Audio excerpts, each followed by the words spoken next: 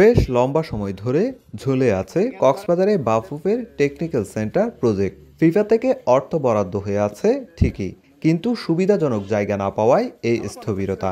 এর আগে খুনিয়া পালংয়ে একটি জায়গা নির্ধারণ করা হলেও পরিবেশবাদী সংগঠনের আপত্তির কারণে প্রস্তাবিত জায়গাটি বাতিল করে প্রশাসন। নতুন কমিটির দায়িত্ব নিয়ে গুরুত্বের সঙ্গে নিয়েছে এই টেকনিক্যাল সেন্টার। রামু উপজেলার রশিদনগর ইউনিয়নের মহাসড়কের পাশে ১৯.১ একরের একটি জায়গা সরজমিনে পরিদর্শন করেছে বাফুফে কর্মকর্তারা। সেটি বরাদ্দ পেতে আবেদন করা হয়েছে কক্সবাজার জেলা প্রশাসনের কাছেও। আমরা সবাই জায়গাটা দেখেছি। এটা একটা সুন্দর ভ্যালির উপরে পুরোটাই সমতল জায়গা এবং এখানে কোনো পরিবেশের ক্ষতি হওয়ার মতো কিছু নেই।